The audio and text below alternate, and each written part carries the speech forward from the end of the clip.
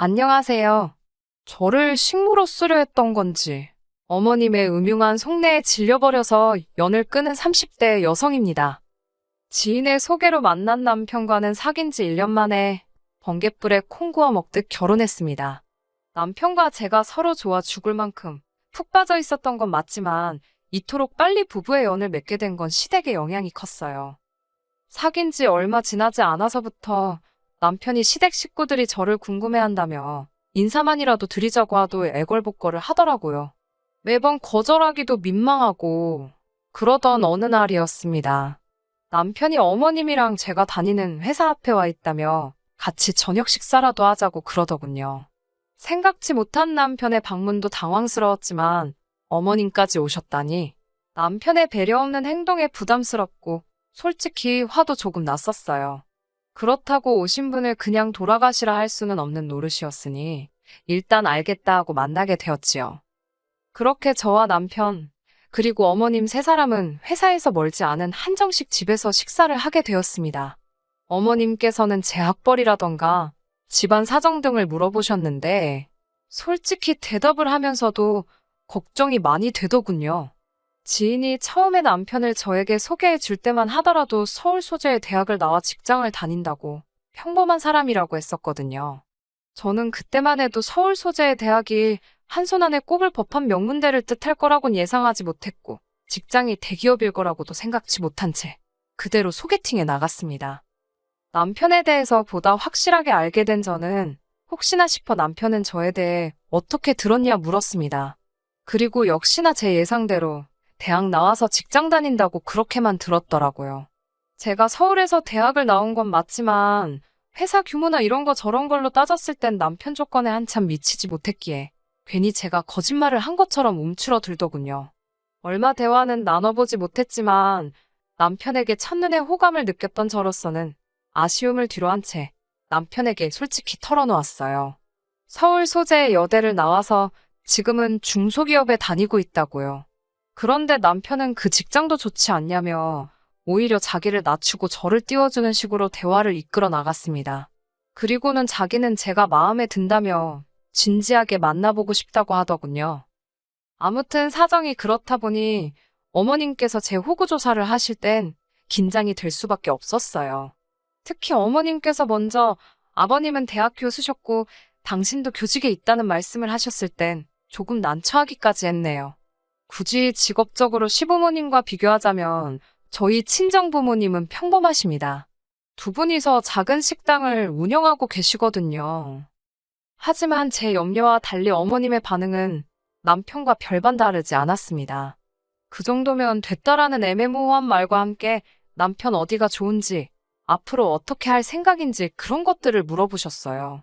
그러시곤 급기야 결혼 생각을 하고 있다면 둘 다 어린 것도 아닌데 시간은 끌어 뭐하냐며 얼른 날짜 잡고 그러라시대요. 사실 아주 가볍게 몇 번 결혼에 대해서 이야기를 해본 적이 있긴 했어요. 그런데 어머님까지 나서서 빨리 진행시키라 하시니 당황스럽기도 하고 한편으론 기쁘면서도 동시에 걱정도 되었습니다. 솔직히 털어놓자면 제가 결혼 자금으로 돈을 모아놓기는 했지만 겨우 4천만 원에 불과했고 친정 부모님도 얼마나 해주실지 감이 안 왔거든요.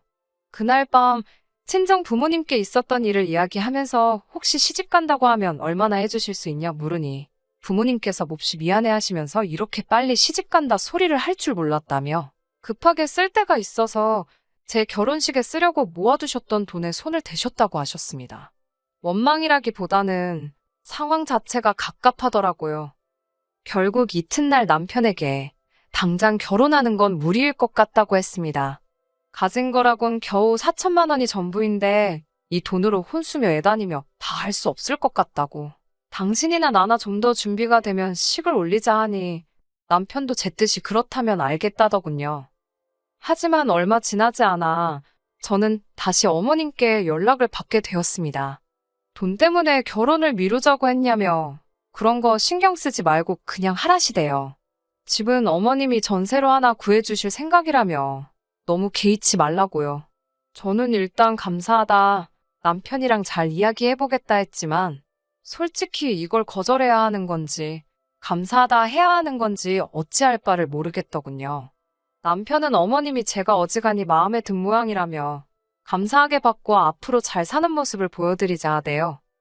그렇게 남편과는 본격적으로 결혼 준비를 하기 시작했습니다. 상견례의 분위기는 화기애애 그 자체였어요. 친정 부모님께서는 제가 좋은 시댁을 만났다고 운도 좋다며 기뻐하셨고, 저도 그런 줄로만 알았네요. 아무튼 남편의 두 누나도 만났는데 두 사람 다 살가운 성격은 아니었어요. 하지만 신우들과의 관계는 앞으로 제가 잘하면 될 거라고 생각하고 크게 신경 쓰지는 않았어요. 사실 다른 무엇보다도 결혼 준비를 하면서 가장 당황스러웠던 순간은 아버님이 병원에 입원하셨을 때였습니다. 남편이 말하기를 갑자기 길 가다 쓰러지신 아버님을 주변에 있던 행인의 도움으로 병원에 모셨다고요. 결혼식을 2주도 채 남기지 않은 상태에서 발생했던 일이라 당연히 찾아가야 한다 생각했어요. 그런데 병원에 도착하니 어머님께서 병실에는 들어가지 못하게 하셨습니다. 아버님께서 그저 발을 헛디뎌 넘어지신 거라며 흐트러진 모습을 며느리감한테 보여주고 싶어 하지 않으시니 그냥 돌아가라셨지요. 다행히 결혼식 당일에는 전보다는 조금 야윈 듯한 모습이었지만 아버님은 무사히 결혼식에 참석하셨고요. 하지만 다시 한번 생각지도 못한 상황을 맞닥뜨렸던 건 결혼한 지 4개월이 좀 지나서입니다.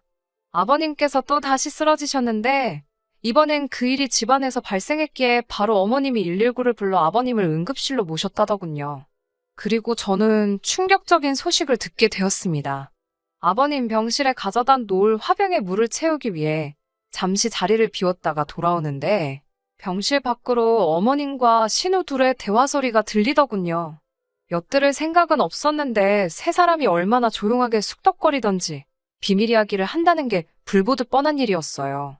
평소라면 저도 나름대로 제가 왔다는 기색을 냈을 텐데 어쩐지 그날만큼은 그런 생각보다는 무슨 이야기인지 엿듣고 싶더라고요.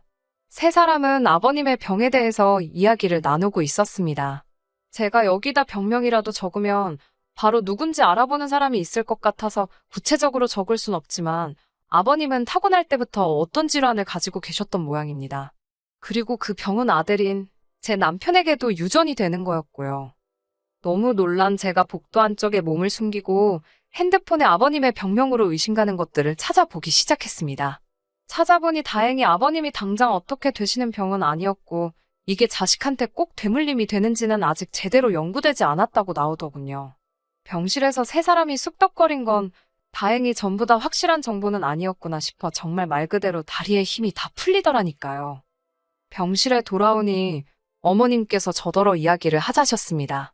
신우들은 자리를 피해주지 않았고 저는 직감적으로 아버님에 대한 이야기를 하려고 하신다는 걸 눈치챘어요. 아니나 다를까 어머님께서는 저더러 아버님의 병수발을 맡아달라 하시더군요. 당황스러웠지요. 회사 때문에 안 된다고 딱 잘라 말씀드렸습니다. 괜히 난처해야 하는 기색이라도 보이면 오히려 더 해달라고 매달리시는 건 아닌가 싶어서 확실하게 거절을 했어요.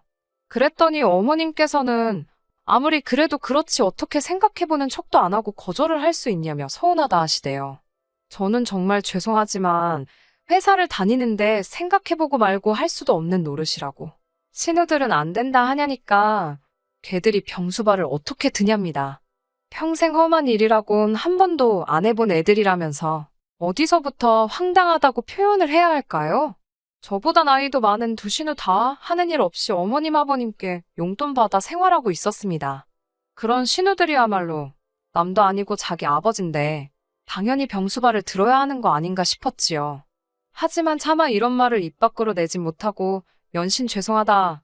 그렇지만 어려울 것 같다고 말씀드리고 간신히 그 대화에서 빠져나왔습니다. 저는 고민 끝에 남편에게 어머님과 나누었던 대화를 털어놓았어요.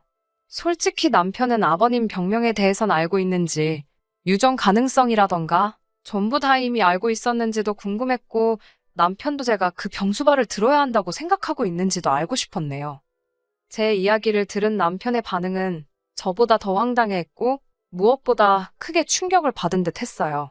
정말 몰랐냐고 묻기도 어려울 만큼 힘들어하는 표정이었지요. 그런 남편을 보고 있으니 제 마음도 아팠고 솔직히 훗날 남편이 아프게 되더라도 그건 그때의 일이라고 생각했습니다. 지금 당장은 건강한 남자였으니까요.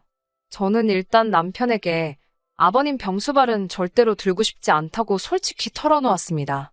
남편도 걱정하지 말라고 어머님 계시고 안 된다 하면 누나들도 있고 그리고 자기도 있는데 제가 할 이유가 뭐냐고요. 그리고 저를 옆에 앉혀놓고 남편은 어머님께 전화를 걸었습니다.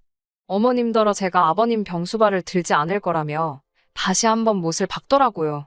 그러자 어머님께선 크게 노하신 목소리로 자식 키워봤자 소용없다더니 네가 딱 그렇다면서. 그러더니 남편더러 집까지 해져가면서 결혼시켜줬더니 부모 뒤통수를 이렇게 치냐고. 내가 네 마누라 뭐가 예뻐서 그렇게 잘해줬겠냐. 그래도 순하니 말귀도 잘 알아들어먹고. 한마디로 부리기 좋을 줄 알아서 절 받아주셨다는 뭐 그런 말씀을 하고 계시더군요.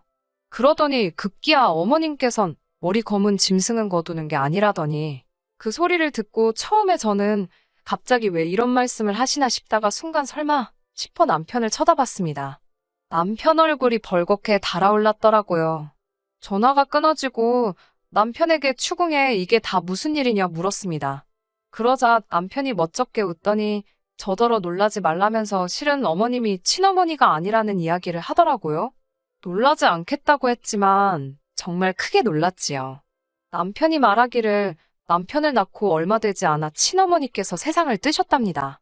그리고 얼마 지나지 않아 혼자 아이를 키우기 어렵다 판단하신 아버님께서 지금의 어머님과 재혼을 하셨다고요. 신우 둘은 어머님이 첫 번째 남편과의 사이에서 낳은 자식들로 다시 말해 아버님의 친자식들이 아니었어요. 아무리 친자식이 아니라고 해도 이제껏 같이 산 정이 있는데 남편 또한 저와 같은 생각을 하는 눈치였습니다. 게다가 남편 말로는 어머님께서 얼마나 남편과 아버님 사이를 이간질해댔는지 나중엔 누가 가르쳐 주지도 않았는데 남편 스스로 어머님에게 잘 보이려고 애를 많이 썼답니다. 아버님은 어차피 자기 편을 들어주진 않으시니 어머님하고라도 잘 지내야겠다 싶어서요. 그 이야기를 듣는데 어찌나 속상하던지. 아무튼 어머님께선 그 전화통화 이후로 걸핏하면 전화 남편에게 전화를 거신 뒤 염치가 없다, 뻔뻔하다며 막말을 쏟아내셨습니다.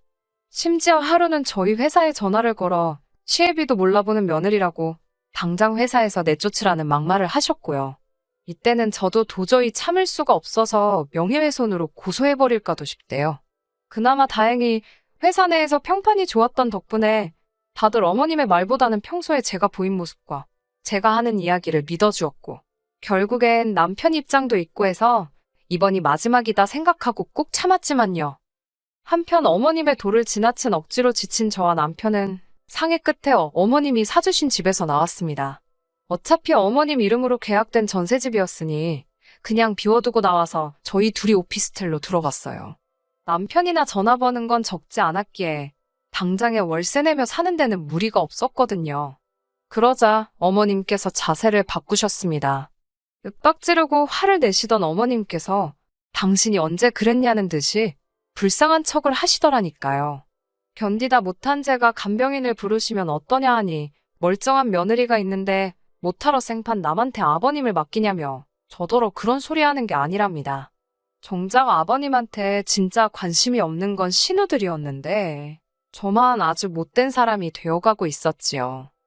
그러던 어느 날 어머님이 연락도 없이 저희 집에 찾아오셨습니다. 남편도 저도 집에 있었는데 어머님은 남편도 있을 거라곤 예상치 못한 눈치였어요. 하지만 당황한 기색도 잠시.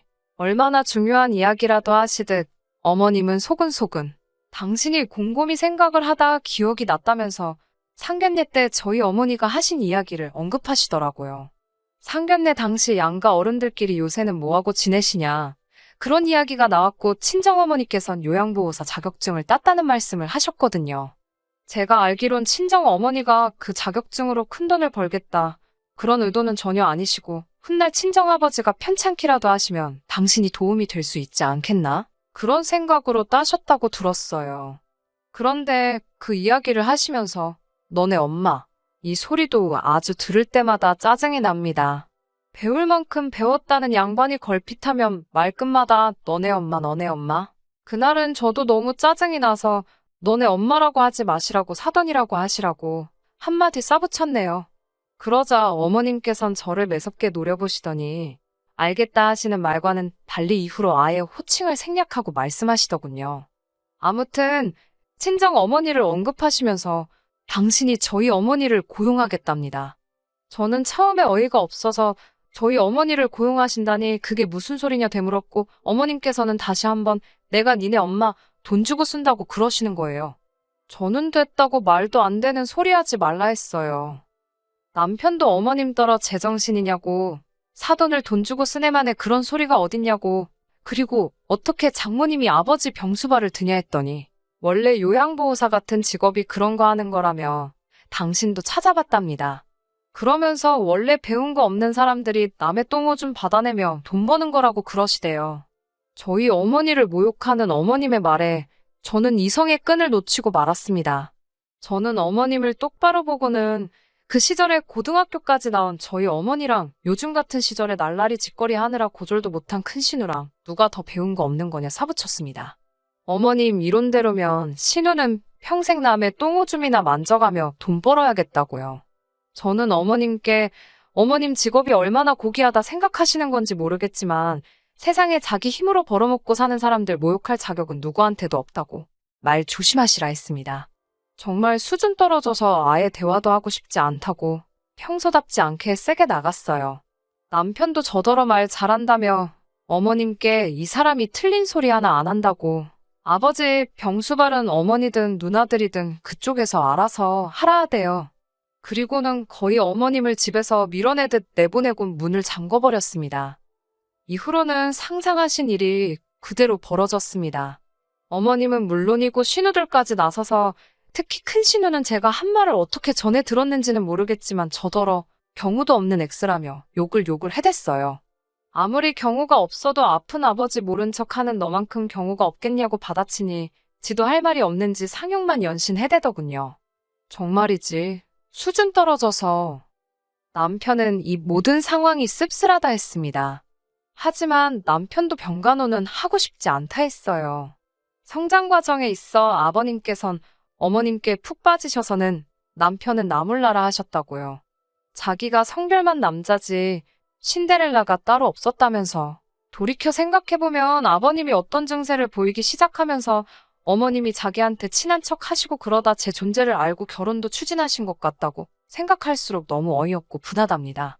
그래도 남편이 어머님 덕에 저랑 빨리 결혼했다며 평생을 통틀어 그거 하나 감사하다대요.